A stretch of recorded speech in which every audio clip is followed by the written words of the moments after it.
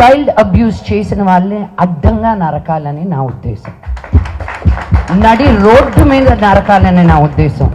హనుమంత్ అనే ఒక ఛానల్ వాళ్ళు మన మనోజ్ గారు కూడా దాని మీద చాలా సీరియస్గా ఫైట్ చేస్తున్నారు. అంటే మాకు తెలిసి మంచి ఫ్యామిలీ అంటే ఓన్లీ సినిమాలే కాదు, సొసైటీలో ఉన్న గుడ్ కూడా వాళ్ళు గుడ్ కోసం ఫైట్ చేస్తారు, బ్యాడ్ని అపోజ్ చేస్తారు. సో మీ తమ్ముడు మా హీరో మనోజ్ గారు ఇలా మంచి విషయాలు ఇంత బాగా రెస్పాండ్ అవుతున్నారు, దీని మీద మీ కామెంటు, ఇలాంటి ట్రోల్స్ని ఎలా ఆపాలి, సమాజాన్ని బ్యాడ్ చేసే వీళ్ళని ఎలా ఆపాలి, దీని మీద మీ అభిప్రాయం ఏంటి?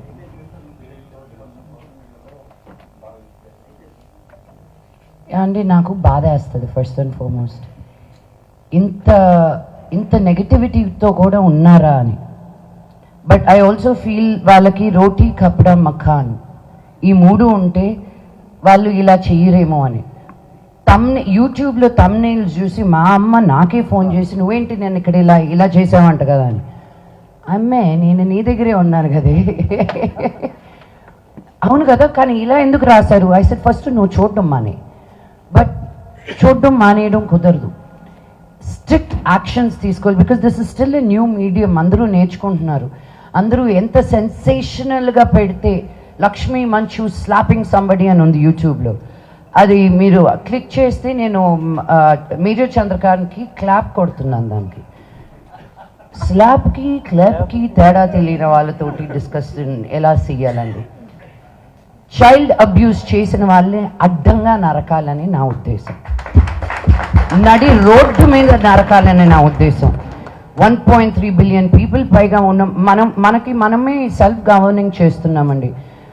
వైఫ్ ఆఫ్ రామ్ సినిమా చేసేటప్పుడు నేను పోలీసుల గురించి కనుక్కుంటా ఉంటే తెలంగాణ వరకు మాట్లాడతాను నేను. అట్లీస్ట్ ఒక 600 and odd మనుషులకి ఒక పోలీస్ ఆఫీసర్ అంట.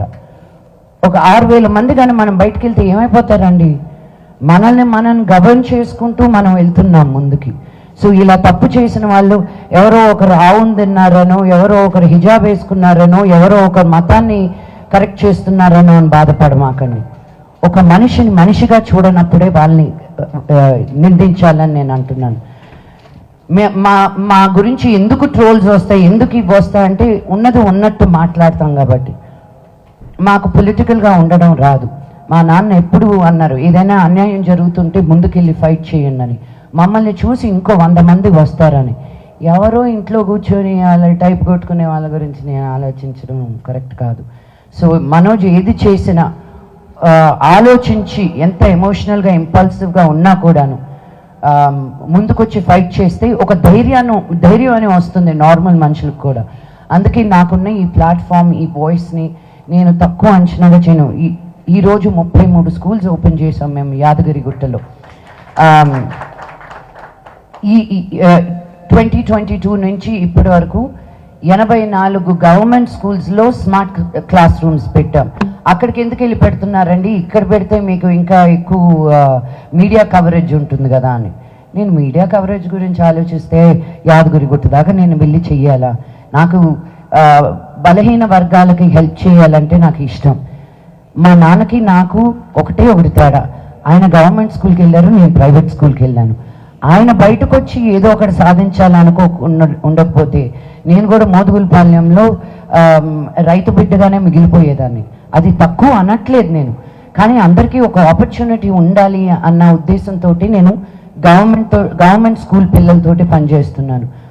ఊరిని బాగు చేయనక్కర్లే, ఒక బడిని బాగు చేస్తే చాలు, వాళ్ళే ఊరిని బాగు చేస్తారన్న నమ్మకం నాకు. So it's really heart breaking. నేను వినలేదు ఇది ఇంకా, బికాజ్ నేను చూడడం మానేశానండి. ఫస్ట్ అండ్ ఫార్మోస్ట్ న్యూస్ చూడడం మానేశాను. అప్లోడ్ వరకే కానీ మళ్ళీ కామెంట్స్ చూస్తే రాత్రి భోజనం చేయలేను తెలుసా. ఎందుకు ఇంత హర్ట్ఫుల్గా మాట్లాడతారు? యూనో, వ్యక్తిగతంగా మా ఫ్యామిలీని అంటారు, మా అమ్మని అంటారు, నా కూతుర్ని అంటారు. వెనక్కి తిరిగి నేను కానీ నిన్ను అనడంలో ఎంతసేపు పడుతుంది చెప్పు? మీకు లేరా అమ్మలు, మీకు లేరా కూతుర్లు? మేము ఏం చేసినా ఒక 10 మందికి మంచి చెయ్యాలి, మిమ్మల్ని ఎంటర్టైన్ చేయాలని అనుకుంటున్నాం, కానీ మీ డబ్బులు మేము కొట్టేయట్లా, మోసాలు చేయట్లా. వాళ్ళ వెనకాల పడండి మీరు. మేమేదో కళాకారులు, మేము కళమ్మ తల్లిని నమ్ముకుని ఉన్న వాళ్ళం. మేము ఈరోజు ఉంటాము, రేపు ఉంటామో లేదో తెలీదు.